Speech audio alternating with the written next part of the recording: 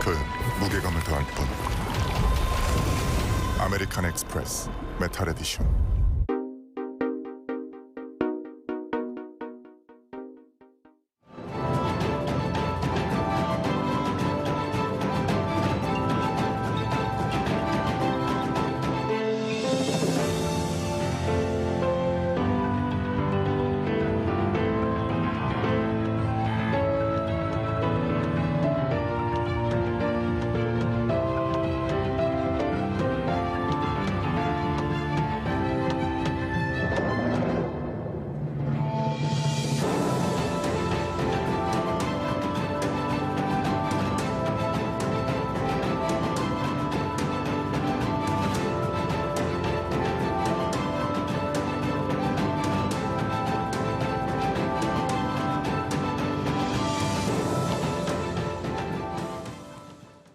여러분 안녕하십니까? 뉴스플러스 시작합니다.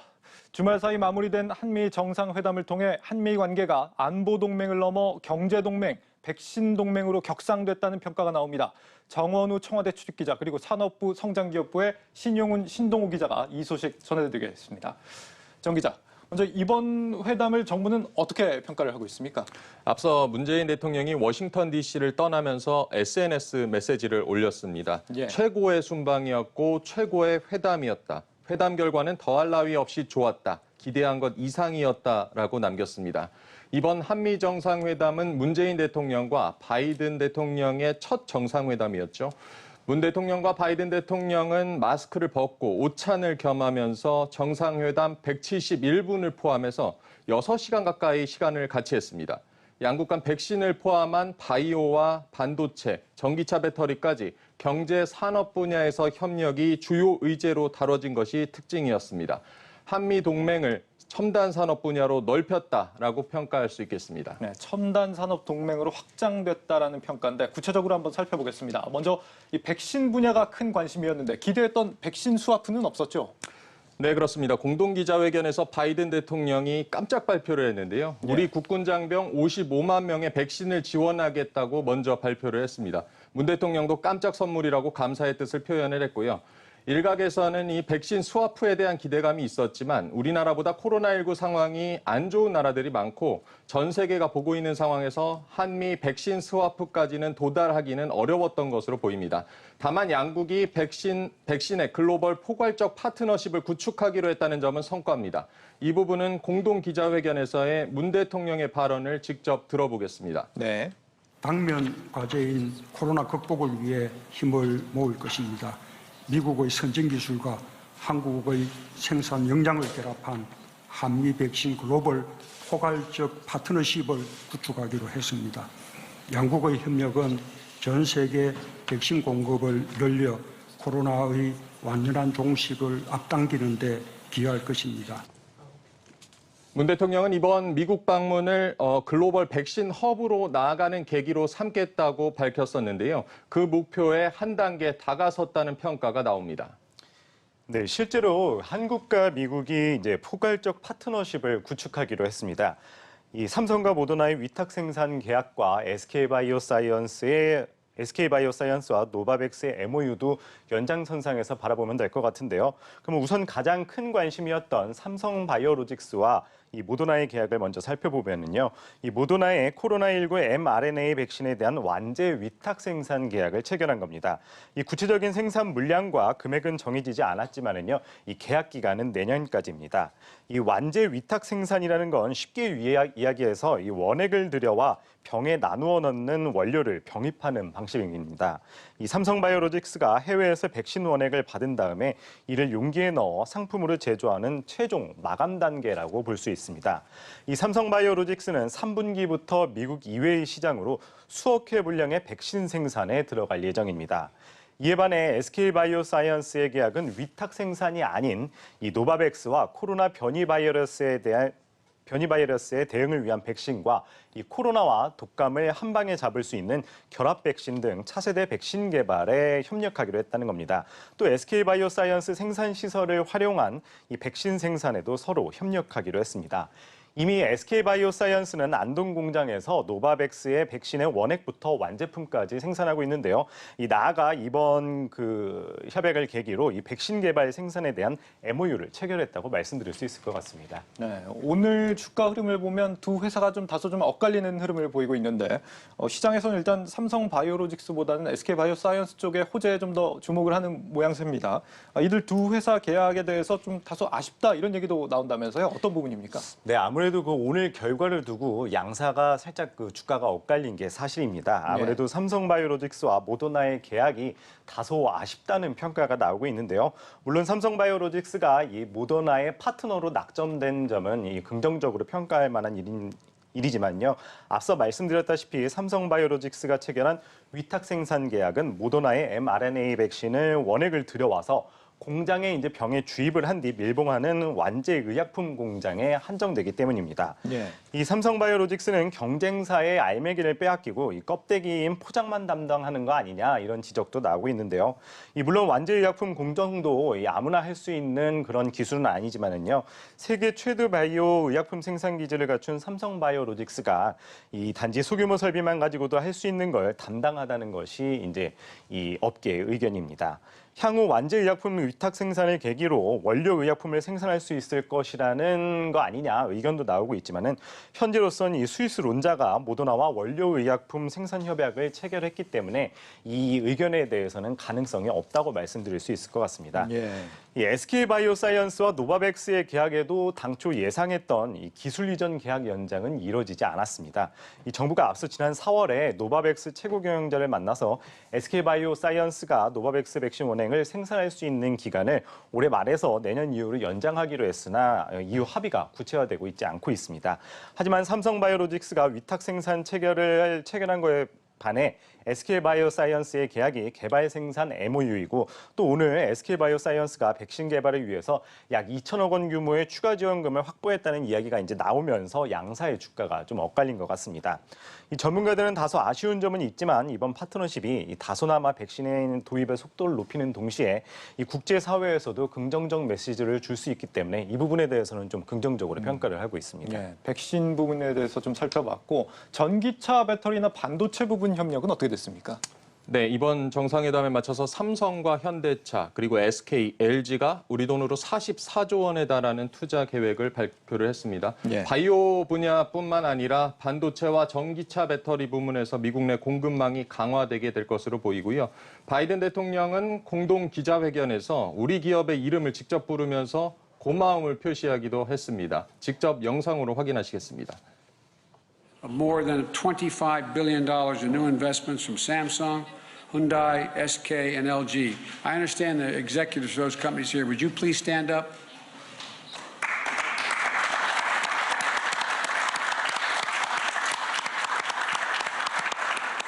Thank you, thank you, thank you. And I think we'll do great work together. 네, 앞서 화면에서 보신 것처럼 바이든 대통령의 땡큐, 땡큐, 땡큐 연발은 그만큼 우리나라 기업들이 투자를 많이 했다라는 의미라고 볼 수가 있겠는데요. 실제로 삼성전자의 경우에는 170억 달러, 우리 돈으로 20조 원 들여서 반도체 생산 라인을 짓겠다는 계획입니다. 아직 미국 지방정부하고 구체적인 인센티브 계획이 확정되지 않았기 때문에 세부적인 공장 건설 계획이 나오진 않았지만 이 새롭게 짓는 공장의 경우에는 5나노미터 이하의 최첨단 반도체 칩 생산 공정 라인이 들어설 것으로 예상이 되고 있습니다. 네, 이번 현지 투자와 관련해서 좀 의견들이 엇갈리는 것 같습니다. 삼성전자의 이 국내 부품 협력 업체들에게 호재가 될 것인지 아니면은 이제 현재 업체를 통해서 조달을 하게 되는 건지 현지의 업체들 또 그리고 글로벌 반도체 수요라는 게 좀 한정이 돼 있기 때문에 미국에 투자를 한 만큼 국내에서 좀 생산 비중을 줄이는 거 아니냐 이런 우려도 있는 것 같습니다. 여기에 대해서 지금 전문가들은 어떤 분석을 내놓고 있습니까? 일단 우선 반도체 수급에 대해서도 좀 중장기적으로 좀 살펴봐야 할 것 같은데요. 네. 삼성전자를 포함해서 글로벌 반도체 기업들이 전 세계 공장에서 생산 기반을 확대하고 있는 것은 지금 당장보다는 미래 수요에 대응하기 위해서입니다. 바이든 행정부가 IT를 비롯해서 전기차라든가 자율주행차 같은 4차 산업에 강력한 드라이브를 걸고 있는 상황이고 전 세계 이 글로벌 시장도 산업의 고도화가 가속화되고 있는 그런 상황이거든요. 이 말은 앞으로 이 반도체를 필요로 하는 전동화 부품들이 그만큼 상당히 많아질 것이다. 그리고 수요도 그만큼 늘어날 것이다라는 것을 방증하는 겁니다. 이런 관점에서 본다면은 미국에 투자한 만큼 국내 생산 비중을 줄이는 일은 좀 생각하기 힘들지 않을까 하는 것이 전문가들의 견해이고요. 예. 또 미국 진출 시 부품업체들에게 과연 호재가 될지 여부에 대해서 좀 말씀을 드리면 이 삼성전자가 새롭게 짓는 이 생산 라인은 위치와는 별개로 국내 소부장 업체라든가 테스트, 패키징 외주 전문 기업들이 수혜를 입을 것으로 예상이 되고 있습니다. 현재 다른 소부장 업체라든가 이 테스트 패키징 업체가 있긴 하지만 이들은 전부 이제 삼성전자의 협력 업체라기보다는 기존의 경쟁사들의 공급사 역할을 많이 해오고 있기 때문에 이들 업체와 새롭게 협력을 한다는 것은 삼성전자로서도 상당히 어려운 일이기 때문이라고 볼 수 있겠습니다. 네, 배터리 협력 같은 경우는 이번에는 이제 SK 이노베이션 그리고 포드의 협력 정도만 좀 눈에 띄는 것 같은데 얼마나 의미가 있다고 봐야 됩니까? 이번에 한미 정상회담에서 배터리 동맹을 선언을 했지만 사실 배터리 협력은 정상회담 이전부터 상당히 진전이 되었던 부분이기도 합니다. 예. 이번 정상회담 통해서 기존에 추진해온 사업이 더욱 공고해졌다라고 볼 수가 있겠는데요. LG 에너지 솔루션의 경우에는 이미 GM과 합작법인 세우고 나서 오하이오주와 테네시주에 2개의 전기차 배터리 공장을 짓고 있는 그런 상황이고요. 또 SK 이노베이션도 조지아주에 1, 2공장을 짓고 있고 이번에 새롭게 포드와 협력을 해서 배터리 공장 짓겠다라고 나선 겁니다. 미국 자동차 산업의 중심축인 GM과 포드 그리고 국내 배터리 1, 2위 업계와의 합작이 이루어진 만큼 향후 미국 시장에서 K배터리는 상당히 유리한 고지를 차지했다라고 볼 수가 있겠습니다. 예. 지금 그 외에도 뭐 첨단 산업 분야에서도 좀 다양하게 협력 얘기가 나오고 있습니다. 원전에다가 뭐 5G, 6G까지 언급이 됐고 심지어 뭐 우주 탐사 얘기도 나오는 것 같은데요. 먼저 문재인 대통령이 기쁘게 소식을 전한다라고 했던 한미 미사일 지침 해제 같은 경우는요. 예. 우리나라 항공우주 산업을 한 단계 도약시킬 수 있는 계기로 작용할 전망입니다. 한미 미사일 지침은 지난해였죠. 4차 개정이 있었는데요. 4차 개정은 우주 발사체의 고체 연료를 사용할 수 있도록 하는 그런 내용이었습니다. 당시 4차 개정이 이루어졌을 때도 한국판 스페이스X가 현실이 될 수 있다는 기대감이 있었습니다. 1979년에 만들어진 이 지침을 42년 만에 완전히 해제하기로 하면서 항공우주산업과 방위산업 부문에서 우리나라의 무한한 발전 가능성이 열렸습니다. 또 한미가 원전 산업에서도 협력을 해서 제3국에 공동 진출을 모색하기로 했다는 합의도 있었는데요.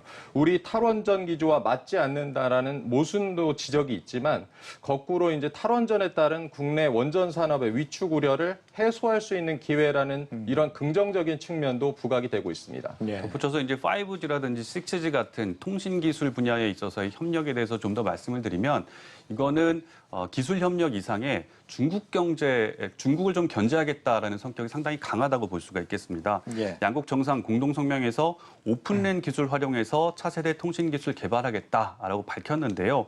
이 오픈랜이라는 것이 지금처럼 이 통신 장비 제조 기업이 장비와 프로그램을 패키지로 한꺼번에 제공을 하는 방식이 아니라 따로따로 분리하는 기술을 말하거든요. 예. 화웨이 같은 중국 통신 장비 업체들이 프로그램까지 같이 공급하고 있는 현실에서 이런 구도를 좀 깰 수 있는 보관인 셈입니다.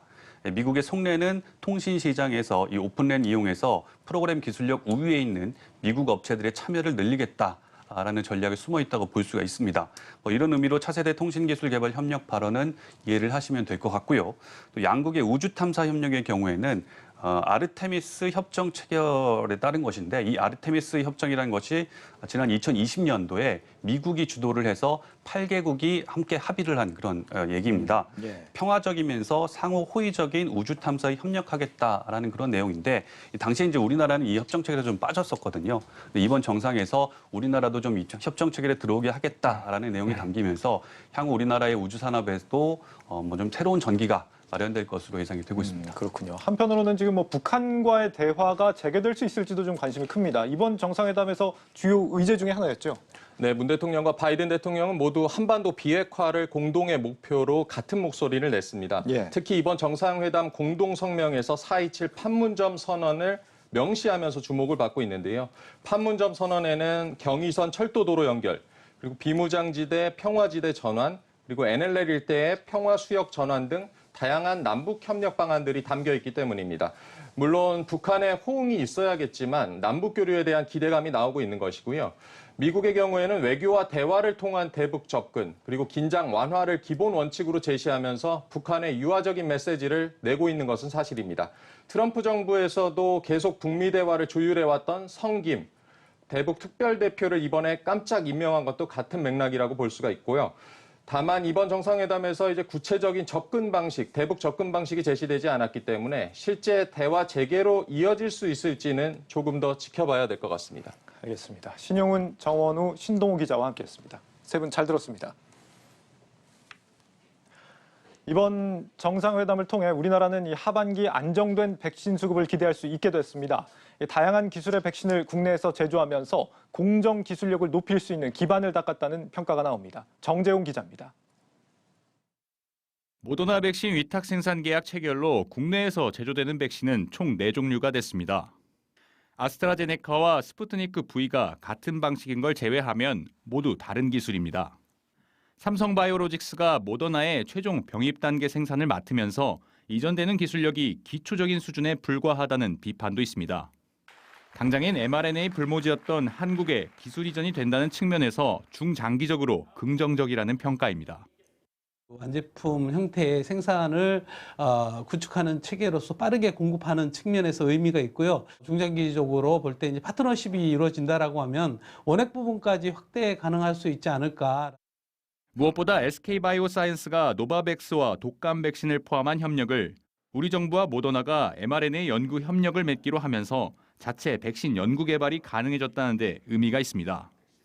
원활하지 못한 백신 수급 상황도 3분기 후반부터는 해소될 것으로 기대됩니다. 이번 주부터 들어오기 시작한 모더나 그리고 노바백스가 3분기 후반부터 본격적으로 공급되기 시작합니다. SK바이오사이언스가 위탁 생산 계약 후 국내 아스트라제네카 백신 물량이 확대된 것처럼 모더나와 노바백스도 비슷한 효과를 누릴 수 있을 거란 분석입니다. 정부도 국내에서 백신 생산 기반이 갖춰지기 때문에 국내 공급이 더 빨라질 거라는 입장입니다. 특히 삼성바이오로직스가 생산하는 모더나 백신에 대해 보건당국이 화이자 백신처럼 긴급 사용 승인을 내릴 경우 백신 공급은 더 속도가 붙을 전망입니다. 한국경제TV 정재홍입니다. 이번 정상회담 경제 성과와 과제들 전문가와 함께 더 자세히 짚어보겠습니다. 현대경제연구원 경제연구실 주원 실장 스튜디오에 나와 있습니다. 실장님 안녕하십니까? 네, 안녕하십니까? 반갑습니다. 먼저 이번 회담 결과를 놓고 호평도 있고 혹평도 있고 그렇습니다. 정부 여당은 이 한미 관계가 이전과는 질적으로 다른 전략적 변곡점에 들어섰다 이렇게 평가를 하고 있고 안철수 대표 같은 경우는 외화 내빈이다 이렇게 다른 평가를 하고 있는데 실장님께서 좀 총평을 하시자면 어떻게 평가를 하십니까? 저는 좀 긍정적인 평가를 내려드리고요. 왜냐하면 이제 기존의 한미 정상회담 보면 정치 외교나 안보, 국방 이런 이슈 중심이었는데 이번에는 경제적 이슈가 상당히 좀 큰 것 같아요. 그렇죠. 그런 부분을 생각해 볼 때 미국과의 어떤 첨단 산업에서의 경제 협력이 상당히 중요한데 그 부분에 대해서 우리 기업들의 운신의 폭을 좀 넓혀줬던 것 같고 특히 이제 이번 방미 과정에서 이제 우리 투자나 경제 교류하는 품목들을 보면 우리 앞으로의 이제 한국의 어떤 경제 성장의 새로운 동력이 되는 부분들이거든요. 그런 부분들을 생각할 때 저는 경제적으로는 큰 기여가 있었다고 생각이 됩니다. 하나씩 좀 살펴보자면 백신 관련해서는 그래도 기술 이전이나 차세대 백신 같은 내용들이 좀 언급이 됐는데 기대만큼의 성과가 좀 있었다 이렇게 평가를 하십니까?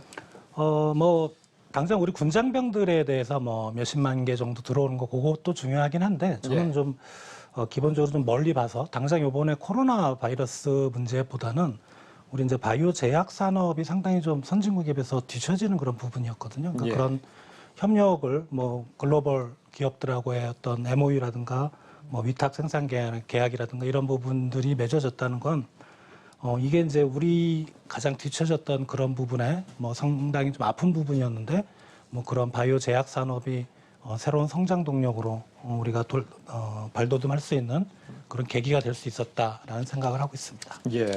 이번을 계기로 이 반도체나 전기차, 배터리 분야에서는 우리 기업들이 미 현지에 좀 투자를 앞으로 좀 대거 하게 될 걸로 그렇게 전망이 되는데 일자리나 생산 측면에서 봤을 때는 국내 경제는 좀 안 좋은 게 아니냐. 뭐 이런 우려도 있는 것 같습니다. 득실을 좀 어떻게 평가를 하십니까? 당연히 이제 그런 생산 공장 자체가 미국으로 빠져나간다는 건 이제 그만큼 일자리가 준다는 거겠죠. 예.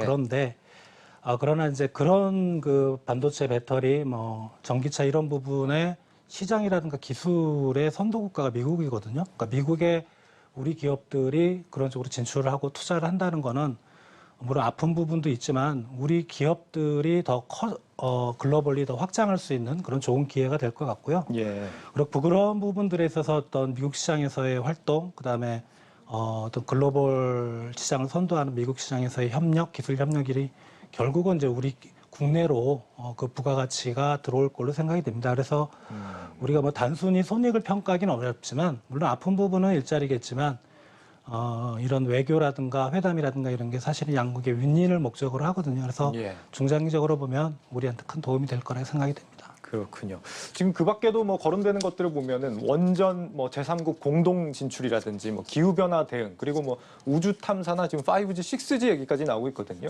예, 앞서 뭐 취재 기자 분석을 보면은 이런 부분은 아직 뭐 구체화된 게 없는 상황이라고 하고 있는데 어떤 의미라고 좀 평가를 하십니까? 이게 말씀하신 부분이 뭐 다른 반도체, 전기차 이런 구체적인 투자로 이어지는 것과는 좀 틀리게 이제 정상회담을 한 공동성명 수준 그리고 아니면 국회를 방문했을 때 일부 언급을 한다든가 이제 그런 큰 틀에서만 지금 말씀들을 나누셔서 예.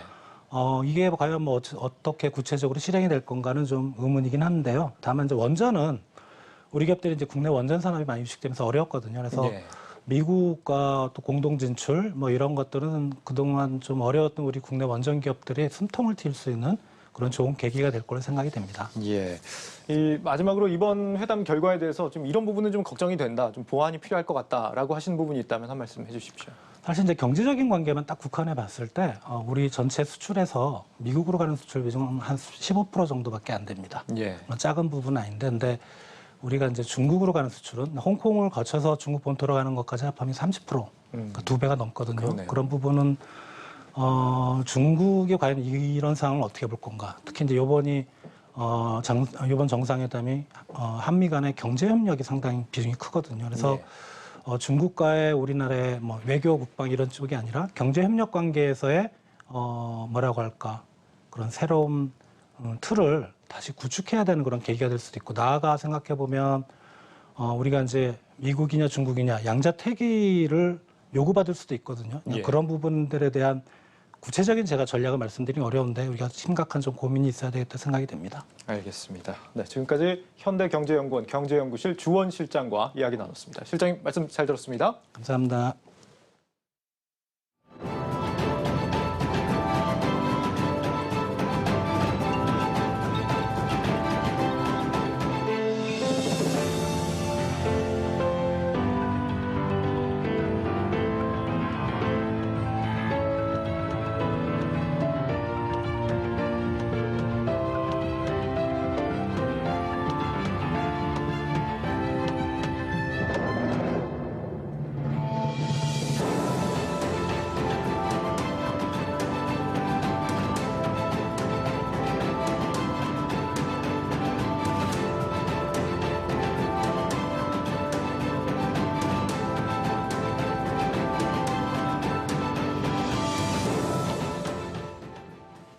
이번 정상회담에서 국내 주요 기업들의 대규모 투자와 협력 소식이 들려오고 있지만 오늘 우리 증시는 큰 변동성 없는 흐름을 나타냈습니다.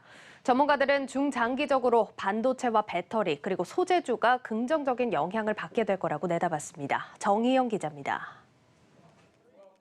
지난 주말 한미 정상회담이 마무리된 이후 첫 거래일 국내 증시는 약세를 보였습니다. 24일 코스피와 코스닥 지수는 전 거래일 대비 각각 0.38%, 1.79% 하락했습니다. 한미 정상회담 수혜가 기대됐던 반도체와 2차 전지 관련 종목들은 힘을 쓰지 못했습니다. 전 거래일 대비 KRX 반도체 지수와 2차 전지 지수 모두 하락 마감했습니다. 한미 정상회담 소식이 예정된 이벤트였던 만큼 관련 모멘텀이 선반영되면서 차익 실현 매물이 출회됐기 때문으로 풀이됩니다. 미국 반도체 투자 관련 내용들은 이미 시장에 알려진 내용이기 때문에 새로운 상승 모멘텀이 되지는 못하고 있는 상황이고요. 한미 정상회담 이후에 외국인 매도가 좀 지속이 되면서 반도체를 중심으로 IT주 약세가 이어지고 있는 부분이 국내 주식시장의 부진한 흐름을 보이게 하는 원인으로 작용을 하는 것 같습니다. 이처럼 해당 종목들은 약세를 보였지만 이번 한미 정상회담 결과가 중장기적인 관점에서 국내 증시에는 훈풍으로 작용할 것이라는 분석이 나옵니다. 반도체 관련 파운드리 공장 신설과 R&D 센터 설립 등이 진행될 예정인 만큼 삼성전자, SK하이닉스와 더불어 장비, 소재, 부품주가 순차적으로 두각을 보일 것이라는 전망입니다. 아울러 LG에너지솔루션과 SK이노베이션 등 배터리 기업은 합작 또는 단독 투자를 통해 140억 달러 상당의 신규 투자를 추진하기로 한 만큼 관련주들의 중장기적인 주가 상승도 예상된다는 분석입니다.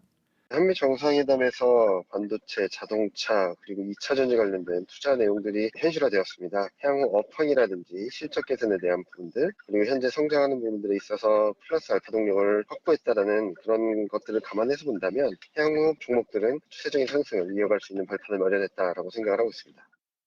여기에 향후 국내 상장 기업들의 실적 개선과 양호한 펀더멘털까지 더해지며 하반기 국내 증시는 상승 가도를 이어갈 것이란 전망도 나오는 상황. 국내 증권사들은 하반기 코스피 상단을 최대 3,700까지 제시하기도 했습니다. 다만 물가 상승과 금리 상승 압력에 따라 증시 변동성이 확대될 수 있다는 점은 시장의 부담 요소가 될 수 있습니다.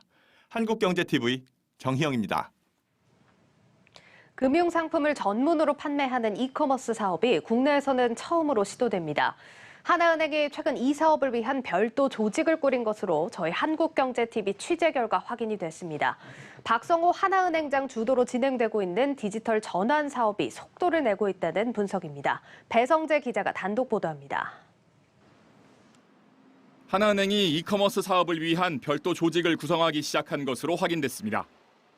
하나은행은 이커머스 TFT인 라이브 커머스의 조직 구성을 위해 내부 공모 절차를 진행 중에 있다고 밝혔습니다. 선발 대상은 최신 트렌드에 관심이 많고 데이터 분석에 익숙한 MZ세대 직원. 이커머스와 같은 디지털 채널을 확대해 젊은 MZ세대 소비자를 공략하겠다는 의도로 풀이됩니다. TFT의 이름은 라이브 커머스지만 사업 내용은 단순히 라이브 방송에만 머물진 않을 전망입니다. 하나은행 관계자는 TFT의 사업은 팀 구성 후 다양한 아이디어를 바탕으로 구체화될 예정이라고 전했습니다. 특히 이번 TFT는 박성호 하나은행장이 최근 파견 영입한 김소정 부행장의 첫 작품인 것으로 확인됐습니다. 김 부행장은 딜리버리 히어로의 전 본부장 출신으로 이베이 코리아에서도 15년간 근무한 이커머스 전문가로 평가받습니다. 김 부행장은 이번 TFT의 선발 면접을 직접 진행하는 등 미래금융본부 부행장으로서의 본격적인 행보를 시작했습니다. 이번 TFT 출범과 함께 취임 2개월을 맞은 박성호 행장의 디지털 전환 사업도 주목을 받고 있습니다. 디지털 리테일 그룹장과 하나금융 TI 사장 등을 역임한 박 행장은 최근 마이데이터 등 신사업, 게임 기반의 신규 자산관리 서비스 개발 등 디지털 사업 확장에 집중하고 있습니다. 기존 시중은행들의 디지털 전환 경쟁이 치열한 가운데 이번 하나은행의 새로운 시도가 또 어떤 새로운 경쟁을 불러일으킬지 주목됩니다. 한국경제TV 배성재입니다. 오랜 기간 하늘길이 끊기면서 항공사들은 궁여지책으로 무착륙 관광 비행을 확대하고 있습니다. 여기에 면세점까지 가세를 하면서 여행과 쇼핑의 갈증을 느끼는 소비자들의 발길을 모으는 중인데 하지만 반년 가까이 지난 현재 업계의 표정은 엇갈리고 있습니다. 박승환 기자가 알아봤습니다. 지난해 12월 출시된 무착륙 관광 비행 상품이 전국으로 확대되고 있습니다. 김해와 대마도, 김포와 대한해협을 무착륙으로 운행하는 제주항공과 진에어에 이어 지난 주말 티웨이항공은 대구와 오사카를 무착륙으로 운행하는 항공편을 처음으로 띄웠고 에어부산은 김해, 가고시마 간 관광비행 상품을 출시했습니다.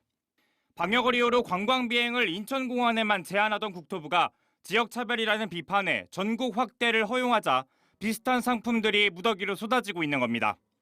살기 위해선 뭐라도 해보겠다는 건데 사실 손에 쥐어지는 건 별로 없습니다. 실제 지난 1분기 제주항공이 873억 원, 진에어가 601억 원의 영업 손실을 내는 등 저비용 항공사들 모두 전년 대비 적자 폭을 키웠습니다. 면세점들은 사정이 좀 다릅니다. 롯데면세점의 경우 지난 1월에서 3월까지 고객 1인당 평균 구매액이 코로나19 이전보다 3배나 늘었습니다. 일정 금액 이상을 구매하면 무착륙 비행 탑승권을 증정하는 이벤트가 조기 마감되기도 했습니다. 롯데와 신라는 마침내 1년 넘게 닫아두었던 김포공항 면세점을 이달부터 다시 열었습니다. 명품 수요 증가에 힘입어 지난 1분기 롯데면세점은 38억 원, 신라면세점과 신세계면세점은 각각 417억 원과 231억 원의 흑자를 기록했습니다.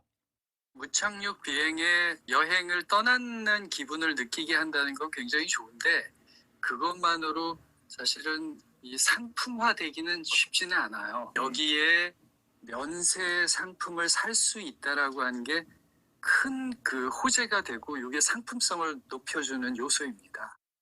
가격 경쟁이 치열한 항공사보다는 명품 비중이 높은 면세점들이 무착륙 관광비의 확대에 따른 수혜를 톡톡히 누리고 있다는 의미입니다. 한국경제TV 박송환입니다.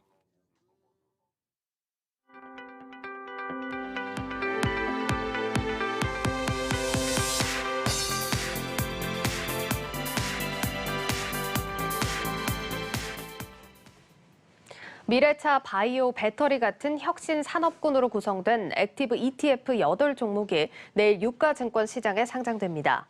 한국거래소에 따르면 25일인 내일 상장되는 종목은 미래에셋 자산운용의 글로벌 BBIG 액티브, 퓨처 모빌리티 액티브, 삼성 자산운용의 K미래차와 K신재생에너지 액티브 등 8종목입니다. 액티브 ETF는 단순한 기초지수 추종에 그치지 않고 고유의 자산운용 전략이 가미돼 초과 수익을 추구합니다.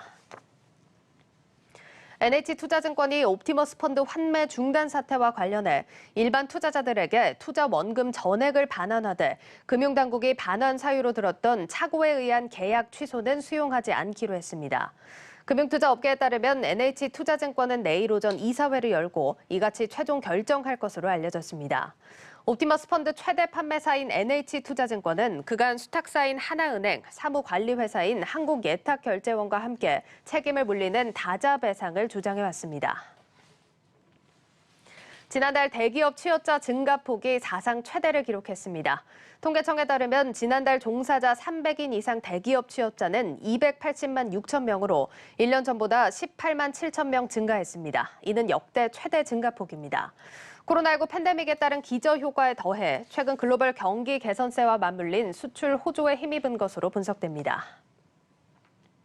오늘부터 배달 어플리케이션을 통해 2만 원 이상 4차례 주문 결제하면 만 원을 돌려줍니다. 농림축산식품부는 배달앱을 활용한 비대면 외식 할인 지원을 시행한다고 밝혔습니다. 배달앱에서 2만 원 이상 4차례 카드 결제를 하면 캐시백이나 청구 할인 형태로 다음 달 카드사가 만 원을 환급해주는 방식입니다. 참여 횟수는 동일 카드사별 1일 2회에 하나며 요일 제한은 없습니다.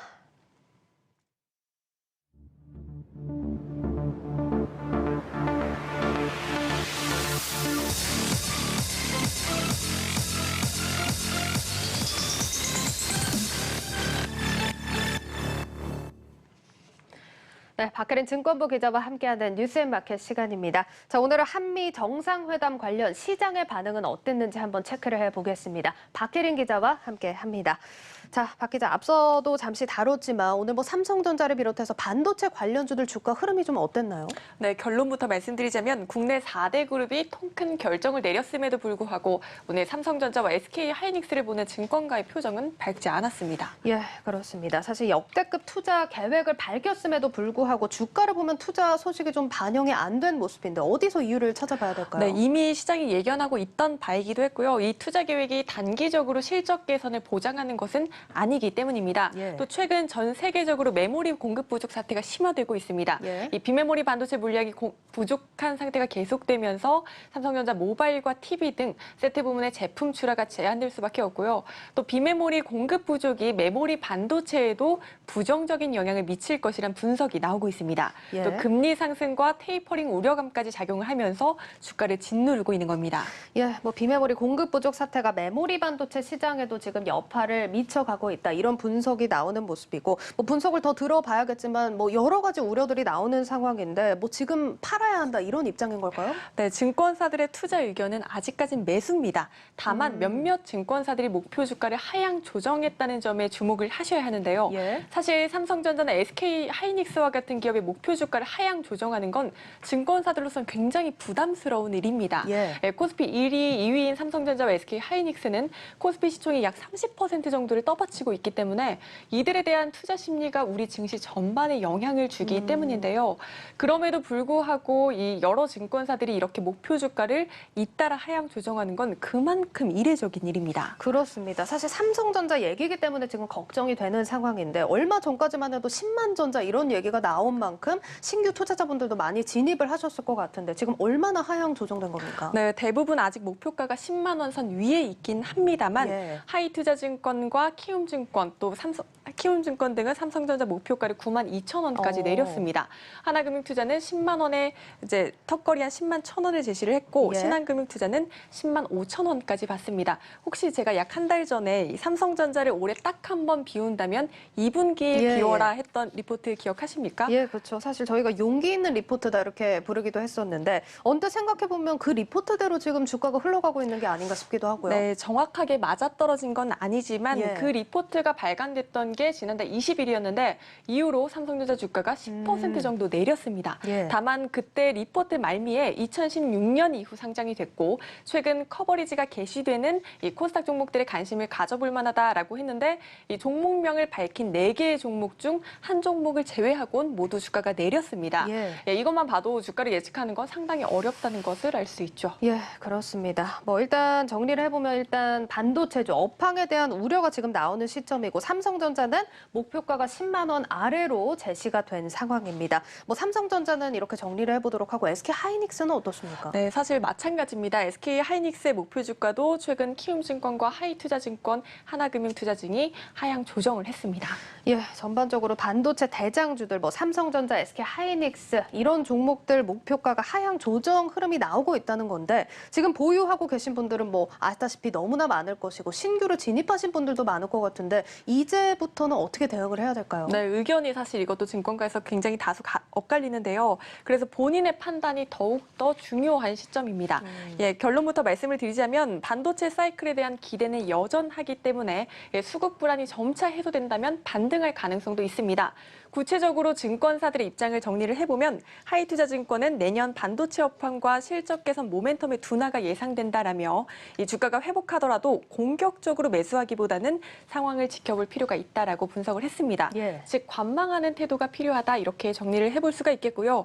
신한금융투자는 2분기 말부터 이 비메모리 공급 부족이 완화될 것이라며 하반기에는 삼성전자가 시장의 주도주 역할을 할 것이라고 분석을 했습니다. 또 SK하이닉스는 이달 13일 저점을 기록을 했고 이후 상승세를 보일 것이라고 분석을 했습니다. 하나금융투자는 삼성전자의 투자 심리는 바닥을 통과한 것으로 전망된다라며 이 비메모리 사업 이익 정상화가 주가 반등의 신호가 될 것이다 이렇게 설명을 했습니다. 이렇게 의견이 조금씩 다르긴 하지만 이 증권사 모두 목표가를 하향 조정했다는 점은 참고를 하셔야겠고요. 투자자분들의 눈높이도 그만큼 조금은 낮출 필요가 있다는 점까지 유의하시기 바라겠습니다. 예, 뭐 이번 한미 정상회담에서 반도체 기업들의 협력이 빛을 발하긴 했지만 주가 측면에서 본다면 뭐 업황에 대한 우려와 기대가 공존하고 있는 상황입니다. 당분간은 일단 증권사 분석들 살피시면서 조심스럽게 대응할 필요가 있어 보입니다. 오늘 여기까지 들어보도록 하겠습니다. 증권부 박혜린 기자였습니다. 고생하셨습니다.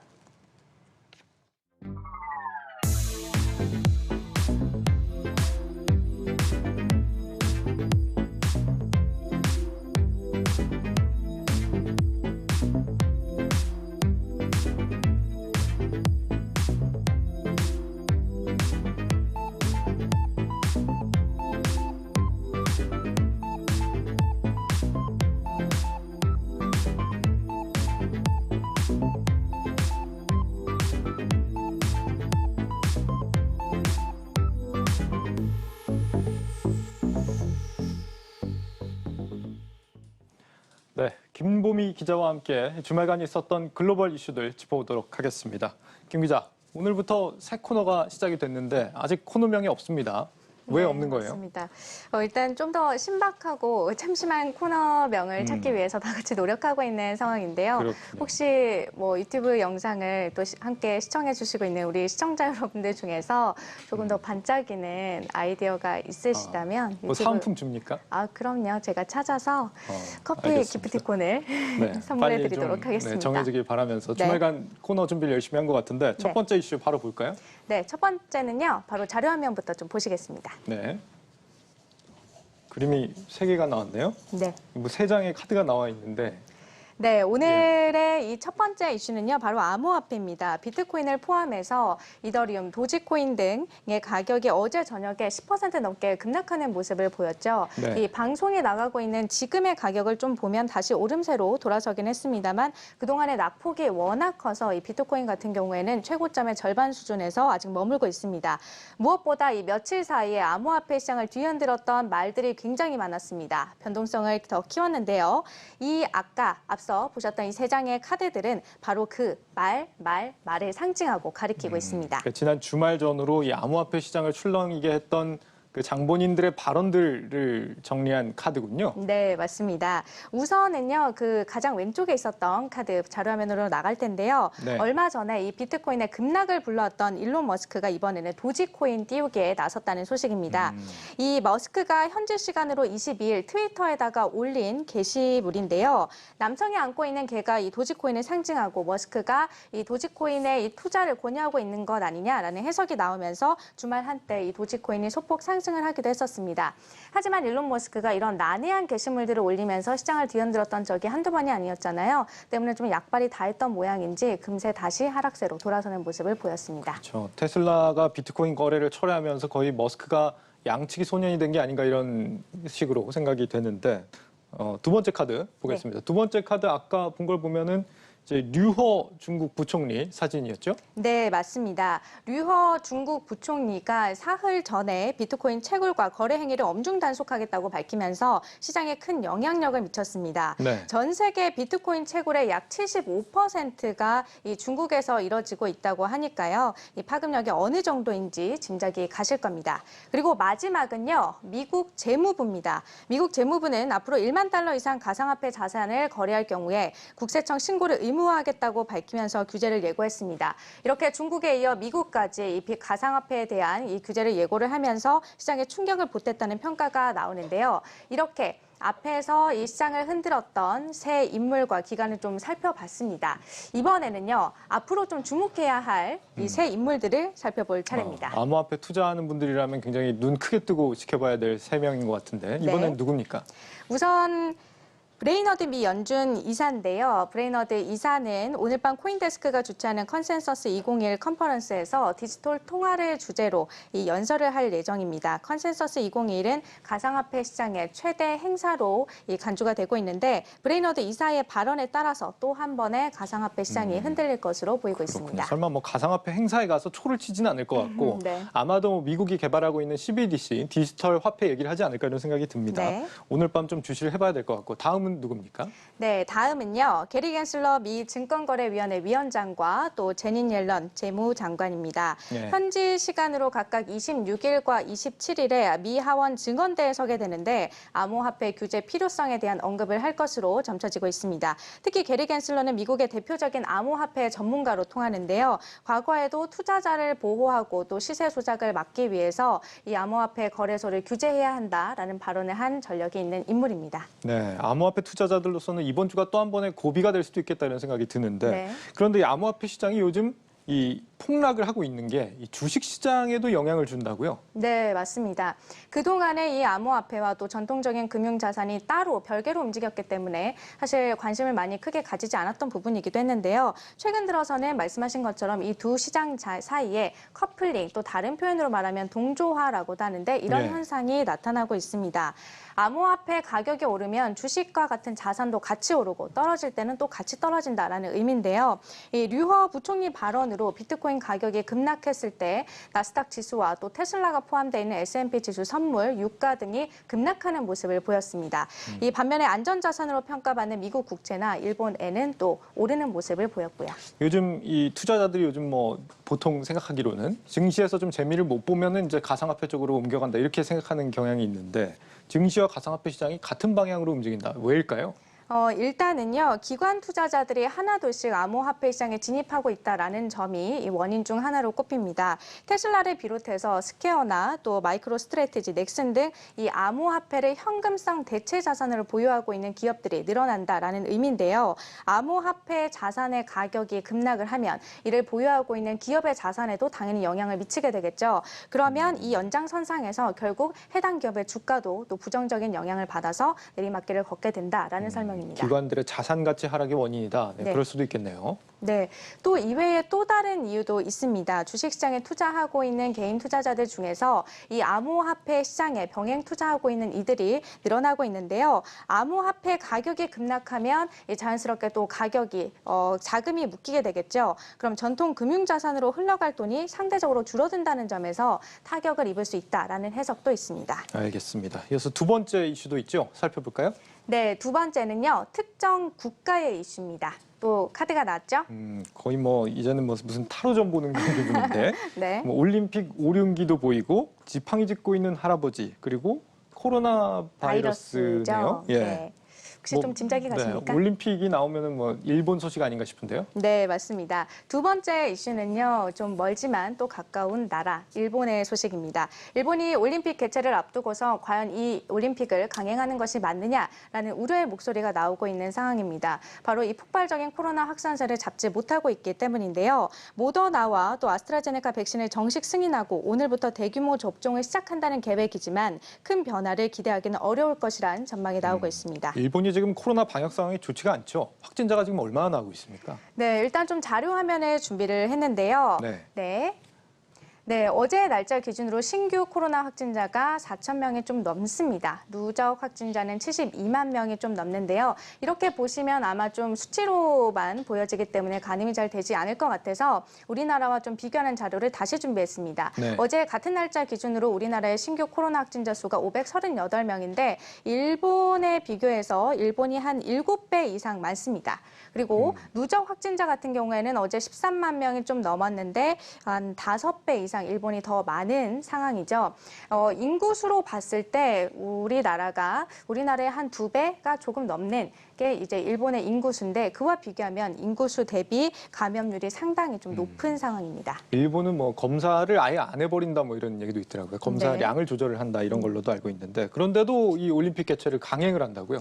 네, 맞습니다. 하지만 이게 일본 자국민들 사이에서는 앞서 말씀드렸던 것처럼 이 올림픽을 강행하는 것이 과연 맞느냐라는 회의론들이 계속해서 나오고 있는 상황입니다. 자료 화면에 좀 준비를 했는데요. 이 손정희 회장이 이틀 전에 이 트위터에 올린 글입니다. 지금 국민의 80% 이상이 연기나 중단을 희망하고 있는 올림픽 누가 무슨 권리로 강행할 것인가라는 메시지가 담겨 있는데요. 국민 여론 자체가 굉장히 부정적이라는 겁니다. 이 어제 보도된 일본 마이니치 신문에서도 이런 분위기를 좀 반영하듯이 내각 지지율이 지난해 9월 정권 출범 이후에 최저치를 기록했다는 보도가 실리기도 했습니다.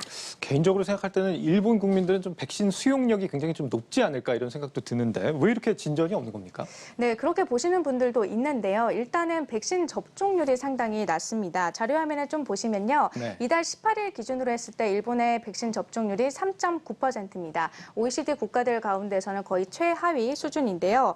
이유를 좀 따져보자면 일단 시스템적인 문제가 가장 큽니다. 아날로그 방식을 고수하는 일본의 문화가 이 백신 접종률에도 영향을 미쳤다는 분석이 나오는데요. 사실 일본 같은 경우에는 신용카드보다는 현금을 사용하고 있는 이런 아날로그 방식들이 굉장히 많죠. 네. 일본은 현재 어떤 시스템이냐면 백신 접종 대상자들에게 우편으로 접종권을 먼저 배부를 한 뒤에 이거를 받고 나면 전화나 인터넷으로 예약을 하는 시스템으로 움직이고 있습니다. 즉 우편으로 접종권을 받아야 제가 예약을 할 수 있는 권리를 얻을 수가 있는 겁니다. 때문에 우편물을 받기까지의 또 시일이 상당히 걸리는 거죠. 여기에 일본은 백신에는 또 고령층이 많다라는 특징이 있습니다. 앞에서 잠깐 카드가 저희 3장의 카드가 나왔는데 그중에 지팡이를 짚고 있는 할아버지 그림이 그게 있었는데 고령화 사회 얘기였군요. 네, 맞습니다. 일본 총무성 자료에 좀 따르면요. 올해 4월 1일 이 기준으로 봤을 때 고령자는 전체 인구의 30%가량을 차지하는 걸로 나타났습니다. 아무래도 고령층 같은 경우에는 대체적으로 인터넷을 사용하는 데 좀 어려움을 겪으시는 분들이 굉장히 많죠. 때문에 이 백신 접종을 예약하는 데 있어서 인터넷보다는 전화로 몰리면서 좀 또 지연이 발생하고 있는 상황이고요. 참고로 일본 같은 경우에는 이 백신이 어느 정도 이 전 국민이 다 맞을 수 있는 백신이 확보가 된 상황입니다. 저렴면에서도 나가고 있죠. 백신 확보가 다 돼 있는데도 맞지를 못하고 있다. 이럴 때는 우리의 이 IT 인프라가 굉장히 소중하다 이런 생각이 드는 것 같습니다. 지금까지 김보미 기자였습니다. 잘 들었습니다.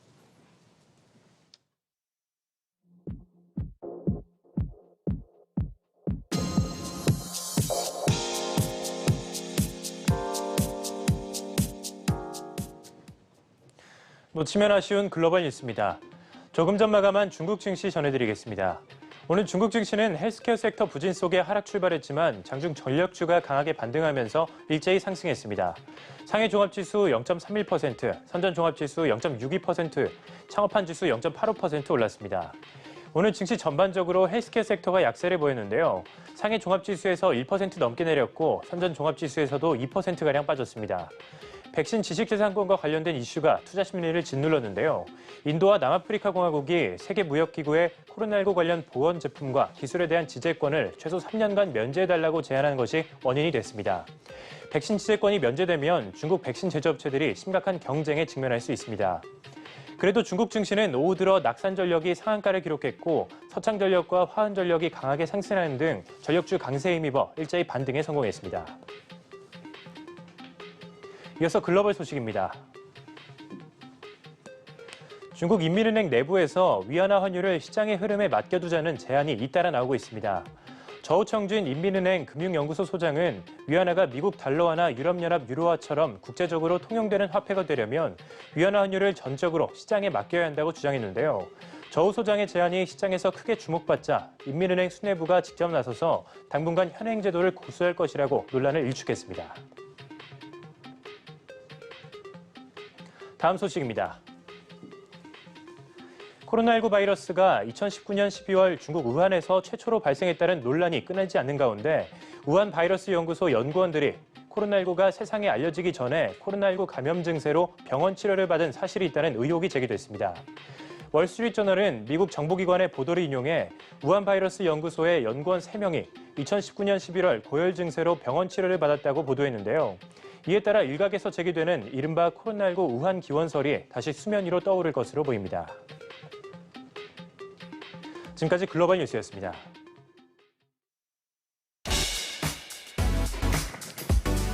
주요 일정 전해드립니다. 먼저 내일 네이버가 하이퍼스케일 초대규모 AI 모델을 최초로 공개합니다. 수백억 원 투자를 예고한 이번 기술, 내일 오후 2시 온라인으로 개최되는 AI 나우에서 확인하실 수 있습니다.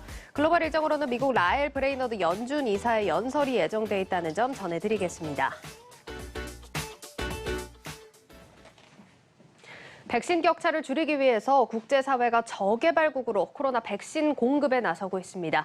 화이자와 모더나 같은 미국의 제약사들은 35억 회분에 이르는 백신을 빈곤국에 공급할 계획이라고 하고 유럽연합 역시 최소 1억 회분의 백신을 저개발국을 위해 기부하기로 했습니다. 시진핑 중국 국가주석도 3년 안에 30억 달러를 코로나 공동대응에 쓰겠다고 약속했죠. 이 공공자금을 지원받아 개발된 백신을 사적 이윤의 대상으로 보기보다 전 지구적인 공공재로 바라봐야 한다는 인식이 확산되고 있는 겁니다. 예, 우리 정부는 이번 정상회담을 계기로 백신 도입 시기가 빨라지면서 9월 집단 면역도 가능하다는 입장입니다. 세계 최대 백신 생산 역량을 자랑하는 한국. 이제 우리도 그 위상에 걸맞게 지구적 가치를 함께 고민해야 할 때입니다. 네, 뉴스플러스를 마치겠습니다. 여러분 고맙습니다.